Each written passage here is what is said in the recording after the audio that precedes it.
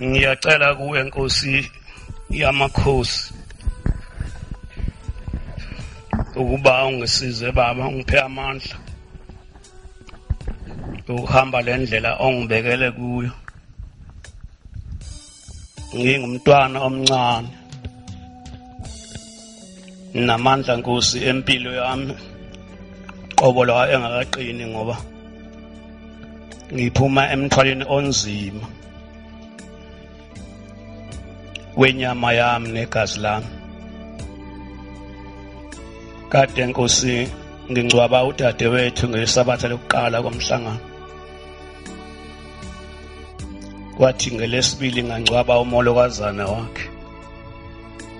Yonke lemthwalo Nkosi iyayifihliza inyama yami, kodwa ngoba ungithandile wangibona kulawo macebizi ehlazo lokufana lokufelo.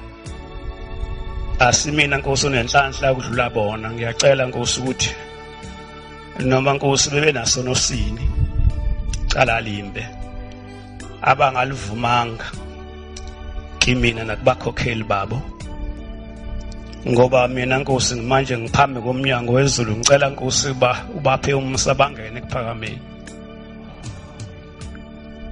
Nkosi nami ngeke ngiqale Nkosi enye into, angizoqala Nkosi enye insimi, ngoba umfundisi obekhuluma ekseni ushilo Nkosi wathi uyavukuza zonke izindaba zensimi yasephakameni alibonke amalenkosi. Manje ngabe ngiyaphaphalaza mangiqala okunye ukwenza noma okunye ukukhuluma, tshala omnye umqondo sengathi sikhuluma indaba ezahlukene noma sikhuluma ngoNkulunkulu abehlukene.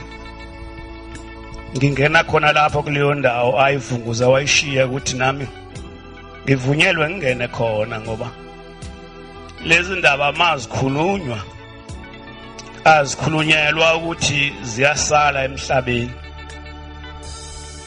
zikhulunyelwa ukuthi nasekuphakameni okuphakade kukamoya zikhona.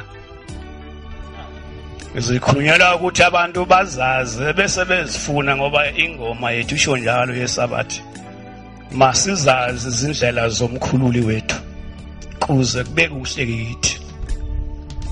Kodwa zonke izimfuneko zayo zikhona. Shembe wafika nazo wazishiya kobaba, wazishiya enzalweni yawo baba. Thina nathi uNkulunkulu makasivumele uthi noma sesihamba emhlabeni sizishiye enganeni zethu kuze kube yifa lethu languna phakade. Alibonke igama lenkosi. Umbuso wezulu ke into uShembe ayizela emhlabeni. Lesikhathi uShembe eza emhlabeni inkosi yasitshena yathi base bebancane abantu abangena ezulwini, abantu sebafundiswa imfundiso zenhlamba ekuthuka uyise nonini. uNkulunkulu waseyacasuka wawunciphisa umnyango wezulu. Isikhathi eside uNkulunkulu sho njalo inkosi yasekuphakameni ilanga lamalanga lithi uNkulunkulu wake wawuNkulunkulu uShembe ngakafiki wasemkhathini. uNkulunkulu kwawuNkulunkulu wasemafini. uNkulunkulu kwawuNkulunkulu ongcwele nje, kodwa ungenamsebenzi walutho kubantu bomhlaba. Inkosi yasekuphakameni yaxoxwa le ndaba, kwahlalwa phasi ezulwini kwaxoxwa, kwabhungwa kwaboniswana ukuthi madoda kusakwenziwa njani. Abantu bancipha manje ukuza ezulwini. Kwavela mveli velayo wathi hayi, abantu enabathuma emhlabeni bangena ngesobunxele, bafika ezweni labantu babafundisa inhlamba. Inhlamba yokuqala enkulu kunayo yonke inhlamba yakuthi umuntu athuke uyise nonini, ambize ngedimoni, ambize ngomufi, ambize ngazo zonke uShembe inhlamba afika azigeza emhlabeni. Alibongwe igama lenkosi. Manje ke leyo nsila iphelile ukusihlupha isekhona, nakuba inkosi izawuqeda ikhulu leminyaka yafika emhlabeni, kodwa lo monakalo usekhona ensimini yawo. Kodwa inkosi isinikezile onke amathuluzi, yathi bantwana benkosi yasekuphakameni la nginibizela khona nginibizela emzini wamaNazaretha lapha kungangeni isono khona nasono sinye qhabo yalandula lowo muzi asiya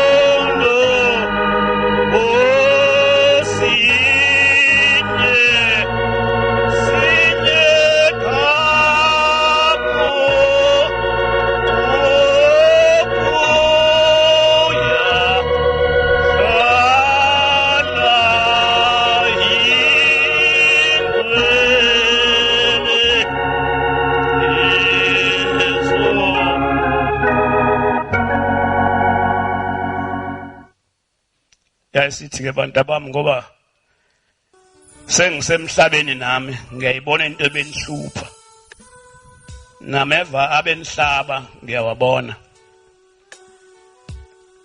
nokuhlubuka bokuniphethe imbangela yakho ngiyakubona ngizonifikela nethuluzi elihle basho njalo abafundisi basePhakameni bathi uShembe wehla na wonke amathuluzi ma wenze into enhle ngalinye liyavela akaselo bala basho njalo nje afihlekile akubonakala uma usosizini somthandaza bese liyaqhamuka usubonta kanti leli bengalinakile ithuluzi lokuphila na seyithi ke inkosi yasePhakameni ngiyabona abantu abami abasezulwini abalwazi losizi sengiyalibona kahle nami ngoba sengisemhlabeni izingilozi ezinkulu uMichael azilwazi lolu sizi ngoba zikaze zize emhlabeni zihambe ngenyawo hlatshwa ameva nasenhlakazi noma ziyakhona ziyandisa azihambi phansi aziwazi amatshe ala emaqadini kuyongena le emanyaseni kuyoshona engonweni kuyophumela esibukweni cha azikwazi lokho ziyandisa nelanga lakhona izingilozi asilazi nokuthi uma nikhathaza konke lakazi kodwa ngoba sengifikile emhlabeni ngizozelezela umusa ukuthi uma nihlubuka noma nenza isono ngizoshiya imbenge evulekile yokuvuma isono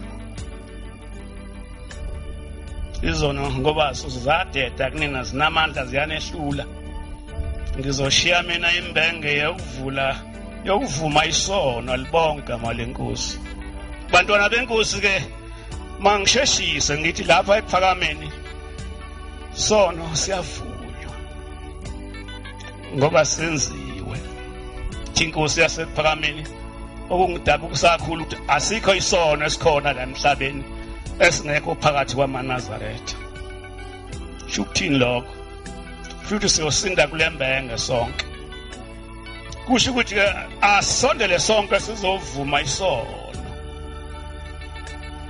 phambi kwaNkulunkulu wasePhakameni ngoba uma singasivumele isono siyamqeda umuntu singaphezulu komdlavuza amanzi ebhetshi bayaza beimoto ukuthi mayeka kuthela ingubeni iyaguga ingubo kodwa isono ithi inkosi yasePhakameni siyawedlula amanzi ebhetshi ngoba sidlavuza ingubo yomphefumulo siyiqede nya umuntu angabonakala angafi nihambe naye ngicabanga ukuthi umuntu uyaphila kanti amanzi esono asamqeda manje ke lokufa kuyathathelwana kufa kwesono akumnandi abake baphuza utshwala abake bangixoxela ukuthi utshwala uma uphuza wedwa bomnandi uma wehlulwa unkosikazi wakho ekuvalele endlini ethi khona ungezulwayiza mase udakiwe awubuze lobutshwala uyophume ngeback door uhambe uyofuna abantu bomnandi uma kunomsindo nesono ke sinjalo asimnandi uma usidla wedwa sengathi ungasidla nabaningi kodwa sona uma sikudla buthule bawuthi bebona abantu undoda ibishayeka phansi kanti idliwa isono. Manje ke ithi inkosi yasePhakameni Shembe wafika wanikeza abakhokheli wathi anovuma kubona izono. Wanikeza nabashumayeli wathi anonikeza anovuma kubona izono. Angazi kodwa kubavangeli nakubafundisi noma kuyavumeka yini. Kodwa akekho umuntu obizwa ngeganyana lapha kule nkonzo ongenawo amandla noma icapacity yokuvumisa umuntu isono agezeke alibonke amalenkosi.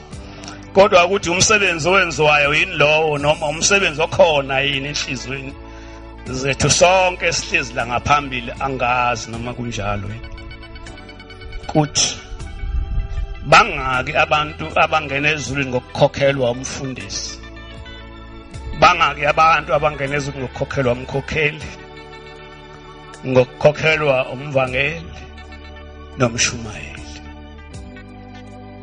Inkosi yasePhakameni ayikho enye insipho yesona ekhona engiyazi ngaphandle kusivuma. Ithi kodwa ngiyabona ukuthi kunzima ngoba laba abantu engikhuluma ngabo babekwa yimina abaningi babo. Banolaka bafana nami ibalinganisa nayo inkosi. Inkosi yasePhakameni ke yaba nalolu lisho emhlabeni yaziwa ukuthi inolaka inonya. Angiphiki lokho angazi ngoba ekazingenzele unya nolaka ekazingenzele lona ngilwazi ulaka lwenkosi yasePhakameni nonya lwenkosi yasePhakameni angilwazi. Toyinye ngiyazi ezinqwaba nezinqwaba engalahla mina uma ngahluleka kuyigcina kuyiphatha umusa. Shembe madoda makhosikazi akithi nezintombi zakithi unomusa. Kodwa umusa wakhe uyabulala nawo. Kinga inleya ngazi ukuthi yini engcono umusa wakhe nesono. Sono siyabulala kodwa nomusa kaShembe uyabulala. Bambalwa abantu abasurvive ukuphila mawushembe banzele umusa. Abaningi bayafa. Banye bajika phambi kwethu sihlezi esontweni bajike babe zinkawu. Kade khulile umuntu simhle simbona kumfana omuhle wagcotshwa umshumayeli womvangeli womfundisi kodwa jika umuntu abe yibhubesi. Angabe saba lento uShembe ayafuna beyona kanti yena ulungile. Ithi inkosi yasePhakameni laba abantu uma bebekwa akushongo ukuthi bona abo bangcwele. Kwathi wabona abo bayimgodi yokugqiba imbola yezono zamaNazaretha. Manje ke inhliziyo angazi noma uma sibabeka ngoba thina singabantu bomhlaba siyayibona ukuthi bana noma bengenayo siyakhumbula ukubacelela kuShembe ngoba zonke izinhliziyo zithathwa kuShembe alibonke amala lenkosi. Ke inkosi yasePhakameni ilezo zinto engicabanga ukuthi ziwumusa kodwa zivulelwa abantu abathandwayo nabafunayo iqiniso lezwi lenkosi yasePhakameni. Ngoba njengoba umfundisi kade bebala imisebenzi emihle nemkhulu nesabeka nesho ukuthi wonke umhlaba uzogcina ePhakameni. Kepha uma umhlaba wonke uze ePhakameni ungezungena ezulwini kusisiza ngani lokho? Lentaba ngiyayibona manje iyachitheka kodwa imayigwela abantu abazolahlwa kusasa kusisiza ngani lokho?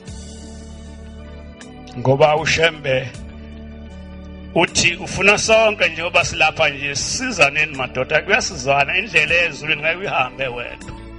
Kuyabanjiswana kuyona kuyalindwana. Kuyaphumphuthwana kuzotholwana uthayo. Uyazi ngendlela isithukuthezi bese ngidiniwe bengingasakuboni uGumede. Hawu kungasangiboni hayi bengingasakuboni. Yini ungidinile ungicasulile. Hawu usuyangibona manje ngiyakubona manje awu ngiyabonga. Nami ngiyabona bengingasakuboni ukuthi wena lo. Ngoba sengibona ibhubesi. Manje lezi zinto ke azihlalelana umuntu nebhubesi ixatshene lezi zinto.